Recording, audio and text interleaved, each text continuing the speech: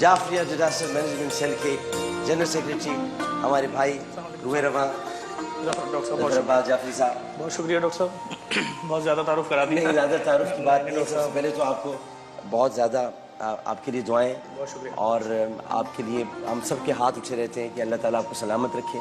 आप जो काम कर रहे हैं और जिस अंदाज मैंने तो अपनी आंखों से देखा है, मैं क्या बयान करूं।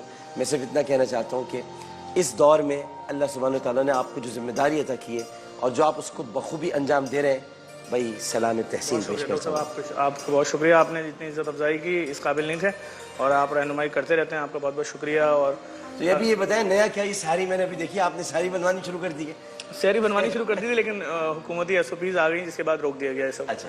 तो अभी मेरी बातचीत चल रही है सिंध गवर्नमेंट से और हमने इनको बताया कि हम 40,000 लोगों को डेली शहरी कराते रहे पिछले सालों में। तो अगर 40,000 लोगों के घरों पे खाना पहुंच जाए रात के अंधेरे में तो इंशाल्लाह वायलेशन भी नहीं होगी और किसी गिल में नहीं आएगा। मेरे ख्याल में आज या कल में शायद अप्रूवल मिल जाएगी दोबारा से। तो बाकी इसके अलावा एक्सपो सेंटर में जो मरीज हैं कोरोना के, उनके लिए शहरी का एहतमाम किया जा रहा है, अफ्तारी का, और जो रोज़ा नहीं रख रहे हैं उनके लिए तीनों टाइम खाना खाए। और वहीं किचन लगा दिया गया, जैसे सखर आइसोलेशन में लगा हुआ है किचन, वैसे यहाँ पर जौहर चौरंगी वाले दस्तरखान पे शहरी अफ्तारी तैयार हो रही है, जा रही है। जहाँ पे राशन पैक हो रहा है सरकारी स्कूलों में, वहाँ पर भी शहरी अफ्तारी तैयार करके मुख्तलिफ इलाकों में डिस्ट्रीब्यूट किया जा रहा है। क्या पोजीशन है राशन की? माशाल्लाह कितना पहुँचा चुके हैं आप तक? लाखों बोरे हैं डॉक्टर साहब, कोई फिगर बताना अच्छी बात नहीं है, लेकिन मना ही नहीं कर रहे हैं। अगर हमें 35,000 बोरे आटा मिल जाता है तो हम 35,000 बोरे पैक करके बांट देते हैं। हमने तो सिंपल सा एक रूल शुरू किया हुआ 1 महीने से कि मुमकिन नहीं है कि मेरा इदारा एक दिन में 35,000 घरों पे जाए, हो ही नहीं सकता, चाहे मैं जितनी भी गाड़ियाँ जितना मैकेनिज्म यूज़ कर लूँ। तो हमने तो एक सिंपल सा ऐलान किया हुआ है कि जिसके पास घर के करीब जो बड़ी मस्जिद है, छोटी मस्जिद है, इमाम बारगाह है, गिरजा घर है, कोई जामा मस्जिद है या कोई चर्च या कोई भी, उसका लेटर हेड लाइए, लिखिए कितना राशन चाहिए, हम दे देंगे। तो शुरू के दिनों में तो लोगों ने 50, 100, 150 मांगे, फिर उसके बाद हज़ारों में बात आ गई। तो हमने तमाम मसालिक के उलमा के बोर्ड बैठा दिए हैं अपने ऑफिस में कि जी आप देखें कि इंतहाई ज़रूरतमंद इलाका कौन सा है और किसको देना है, कितना देना है। तो वो जो लेटर हेड्स निकालते हैं उनको गाड़ियाँ रवाना की जा रही हैं। इतवार वाले दिन कोशिश करते हैं रात के साथ साथ दिन में भी 300-400 गाड़ियाँ। तो मैंने सुना है कि जो मैं ज़ाहिर है कि अब बहुत दिनों से आपके पास नहीं आ सका, लेकिन आपके पास अभी बहुत सारे मंदिरों के महाराज और पंडित भी आए थे। जी बिल्कुल, थर से भी आ रहे हैं, सिंध से भी आ रहे हैं, कराची से भी। देखिए ना, लासी कम्युनिटी के 4-5-6 हज़ार ख़ानदानों के घरों पे राशन पहुंच जाएगा, तुम अपनी ईद अच्छे तरीके से बना लो। इसी तरह चर्च ऑफ पाकिस्तान के अंदर कैंप लग जाए, सादिक डैनियल साहब के चर्च में। इसी तरह हमारे जो रफाकत सादिक साहब के आपने पहुंचाया है, मुझे पता है, हमने सबके यहाँ दिया है। इसी तरह हमारे जो जोसेफ गुड साहब हैं, cardinal of Pakistan, Saint Patrick church में कैंप लगा दिया है कि भाई हम तो दे ही रहे हैं तमाम चर्चेस को, जो आपके पास डायरेक्ट आ रहे हैं। लाजमी बात है जफर भाई, ये मंदिर, ये मस्जिद, ये कलीसा, चल इमाम बारगाह सब लगा लेना कि इमाम बारगाह मस्जिद एक ही होगी। कहना ये कि आपको ये कोई अजीब सा नहीं लगता कि लोग कह रहे हो कि भाई यार जफर मुसलमानों की मदद करो ना यार, ये क्या मंदिरों में, ये क्या कलीसाओं में जा रहे हो? डॉक्टर साहब, बहुत मुश्किल सूरत हाल है। मैं तो अभी कल की अगर से बात करूं, जो कल रात गुजरी है पाकिस्तान में, पाकिस्तान की तारीख में पहली अफ्तार ऐसी गुजरी है जिसमें अफ्तार के दस्तरखान पे जब बाप और बेटी, बेटे, बहन भाई सब बैठे, सब एक दूसरे को देख के रो रहे थे। कल पहली दफ़ा हिस्ट्री में पाकिस्तान में ऐसा अफ्तार का दस्तरखान लगाए। लोगों के घर में खजूर नहीं थी, लोगों के घरों में पकोड़े समोसे नहीं थे। जो दूसरों के घरों में मोहल्ले में अफ्तारियाँ भेजते थे, कल उनके घरों में अफ्तारी नहीं थी। 80% ऐसा इलाका है कराची में, मैं जानता हूँ, जिनके घर में कल अफ्तारी नहीं थी। उनके घरों में उनके बच्चों ने, उनकी फैमिलीज़ ने दाल और गिनती की रोटियाँ दी, जिसमें बाप और माँ ने शायद नहीं खाया होगा, बच्चों ने खाया होगा। ये कल हुआ है कराची में बहुत बड़े पैमाने पर। मैं कुछ बोलूँगा तो फिर सियासी पार्टियों के सोशल मीडिया के पेजेस मेरे खिलाफ। बात है कि देखें, इस आदमी ने न रंग देखा, न ज़बान, न नस्ल, न मज़हब, न फ़िरक़ा, न अक़ीदा, न मसलक। इसने तो ये देखा कि इंसान है, अल्लाह ताला की बनाई हुई मखलूक है, अल्लाह ने उसे इंसान बनाया। तो अगर वो हिंदू है तो क्या हुआ, अगर वो मसीह है तो क्या हुआ? अल्लाह ताला ने तो रिस्क में कभी तकसीम नहीं की।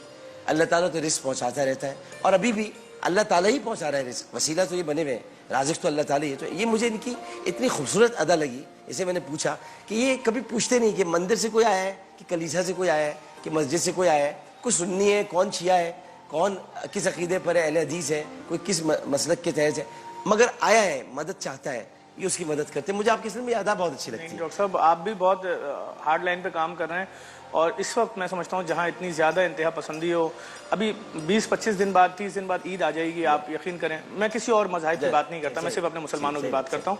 कुछ नहीं कीजिएगा, आप उन बेटियों के घर जाइएगा कि जिनके शौहर 2010, 11, 12, 13, 14 की दहशतगर्दी में मारे गए, और ये भी सबको पता है कोई बूढ़ा नहीं मर रहा था, जवान ही मरे।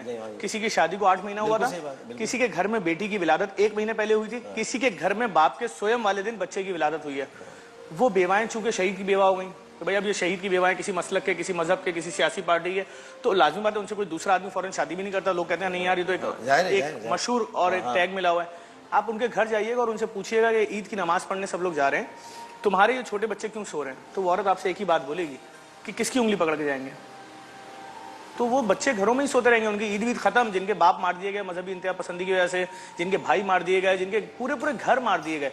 मैं अगर हम अक्सर अपनी वीडियोस बना रहे होते हैं, उसके अंदर अगर किसी एक आध मस्जिद या मदरसे या इमाम बारगाह का नाम आता है, मैं नहीं लेता, क्योंकि फिर उसके बाद जो इंतहा पसंद लोग हैं वो मैसेज चलाते हैं, देखिए हमारा नाम ले लिया, हमारा नाम ले लिया, सबका नाम लेते, तो उस पर भी बहुत सारे लोग एतराज करते हैं। मेरा अपना ऑफिस जहाँ पर है JDC, हमारे बिल्कुल ऑफिस से मिला हुआ जामा मस्जिद हजरत उमर फारूक रजी अल्लाह ताला अन्हु है, उसके बराबर में बारगाह शुहदाए करबला है, उसी से 2 कदम के फासले पे जामा मस्जिद नूरानी है, उसके बराबर में जामा मस्जिद गौसिया है, और थोड़ा सा पीछे जाएं तो जामा सत्तारिया है। तो बात ये, हम जिस हालात में रह रहे हैं सब मिलजुल के रह रहे हैं, तमाम मसालिक, तमाम मजाहिब, लेकिन बात ये जिनको पसंद नहीं आ रहा है, जिनको तरीका पसंद नहीं आ रहा। अब मैं अगर आज के दिन में कोई बच्चा मुझसे रोटी मांगने आ रहा है और वाकईन इस वक्त वो भूख है कि जिसकी कोई इंतहा नहीं है, और मैं उसको बुला के पूछूं यार तुम तो मेरे मसलक के हो ही नहीं, तो मुझ पे तो सबसे ज़्यादा लानत मेरा दीन भेजेगा, मेरा खुदा मुझ पर लानत भेजेगा।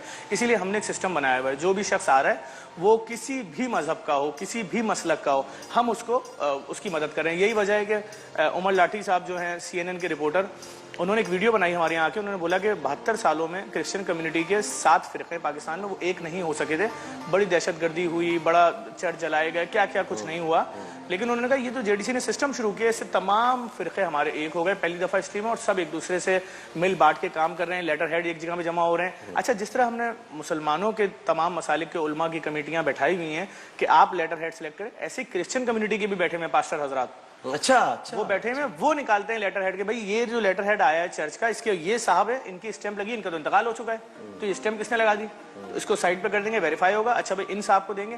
क्योंकि देखिए अगर मैं ये बात बोलूं कि मेरे राइडर्स जो हैं फूड पांडा के हों या जो दीगर सप्लाई करने वाले हैं या रेंटेड राइड की गाड़ियां, ये एक रात में 35,000 घरों पर राशन दे देंगी, मुमकिन नहीं है।